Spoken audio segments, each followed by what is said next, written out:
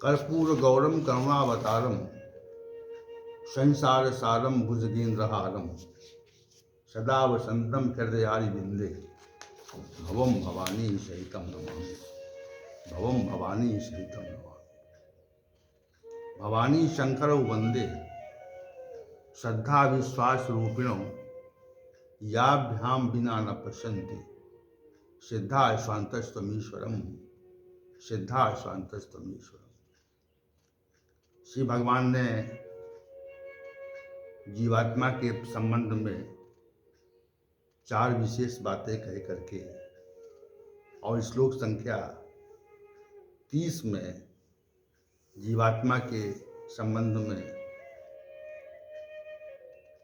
इस प्रकार का पटाक्षेप करने के भाव से उन्होंने श्लोक कहा है, देहि नित्यम अवध्या अयम अवध्योयम देहे सर्वस्व भारत तस्मात् सर्वाणि भूतानि ना तुम सोचितुम अरासी। हे अर्जुन, सब जीवों में यह जीवात्मा नित्य अवध्य है। इस कारण प्राणियों के अर्थात किसी भी प्राणी के लिए तुमको शोक करना उचित नहीं है। श्री भगवान ने ये तथ्य कहा कि जीवात्मा नित्य है और अवध्य है। जीवात्मा के नित्य स्वरूप का कथन श्री भगवान ने पहले भी किया था और यहाँ पर भी श्री भगवान ने उसी कथन को पुनः कहा और दूसरी बात कही कि अवध्य है, यानी इसका वध संभव नहीं है। आपके समक्ष जो पितामह भीष्म, गुरु द्रोण और अनेक प्रकार के जो सगे संबंधी राजा लोग खड़े हुए हैं, तो आप ये मान रहे हैं कि इनका वध मैं करूंगा, इनका वध करने के पश्चात ही राज्य की सत्ता हमको प्राप्त होगी। परंतु उनका वध किया जा पाना संभव नहीं है, क्योंकि आप वध तो शरीर का करेंगे और शरीर के वध करने से जीवात्मा का विनाश तो नहीं होगा। इसलिए श्री भगवान ने जीवात्मा की नित्य और अवध्य स्थिति को यहाँ स्पष्ट किया। इस श्लोक में देहे सर्वस्व पदों का प्रयोग हुआ है, अर्थात समस्त शरीरों में जो जीवात्मा है वो अवध्य है, उसका किसी भी प्रकार से वध नहीं हो सकता, उसका विनाश किसी भी शस्त्र के द्वारा संभव नहीं है। समस्त शरीरों का अर्थ समस्त प्रकार की सृष्टि से है। समस्त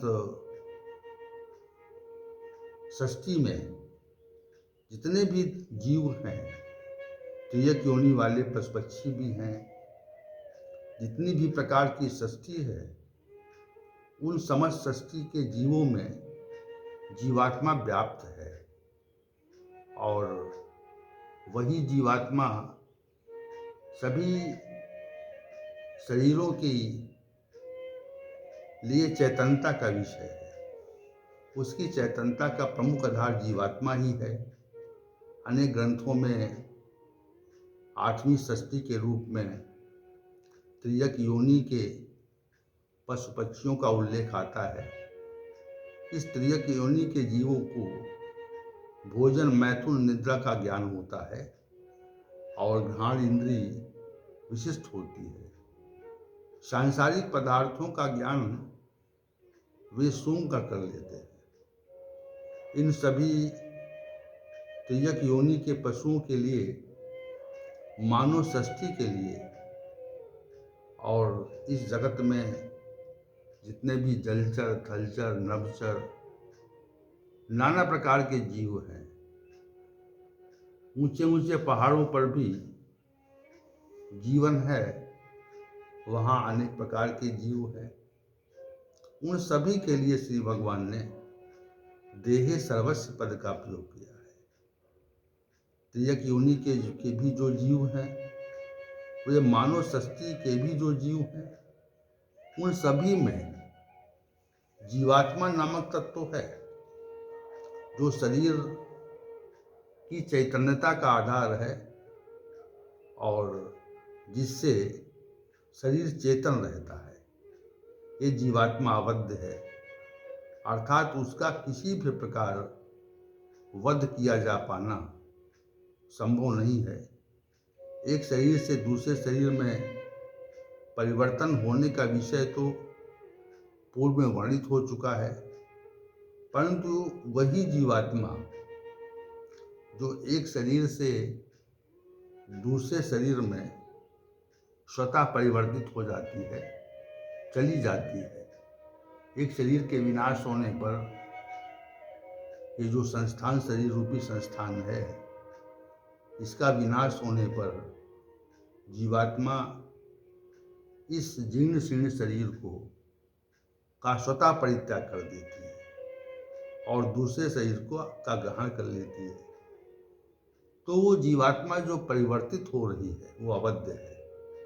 श्री भगवान ने पूर्व के प्रसंगों में जीवात्मा के अनेक गुणों का वर्णन करके जीवात्मा को अविनाशी कहा और अविनाशी का जो गुण जीवात्मा का है वही अवध्य का गुण भी प्रतीत होता है, क्योंकि जो अविनाशी होता है उसका किसी प्रकार से वध किया जा पाना संभव नहीं है।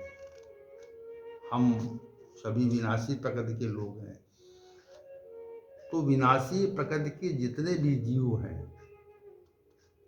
उन सबका वध संभव है।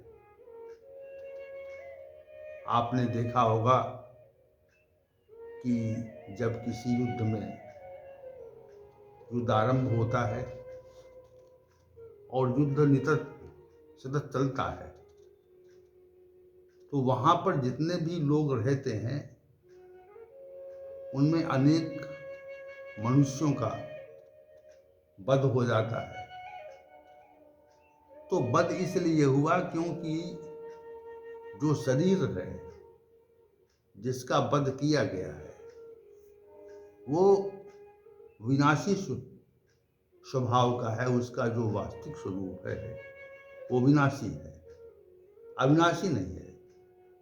अगर अविनाशी होता तो उसका वध कदापि नहीं होता। और ये विलक्षण बात है कि एक अविनाशी शरीर का जो वध है, अविनाशी जो जीवात्मा है, जो इस शरीर का आधार है, उसका वध नहीं हो सकता। जैसे ही किसी शरीर का वध होता है तो वो अविनाशी जीवात्मा इस शरीर को का परित्याग करके उसको छोड़ देती वध होने के पहले।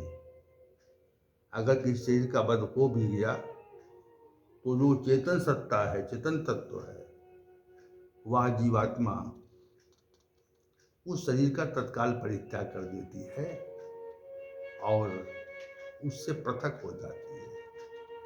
यहाँ पर अविनाशी और अवध्य जो पद हैं वो श्री भगवान के द्वारा जीवात्मा के संबंध में कहे गए हैं। वो भी नित्य पद भी कहा गया है। नित्य वही है जो अनित्य नहीं है। अवध्य और अविनाशी स्वभाव जो है वो नित्यता का द्योतक है, प्रतीक है।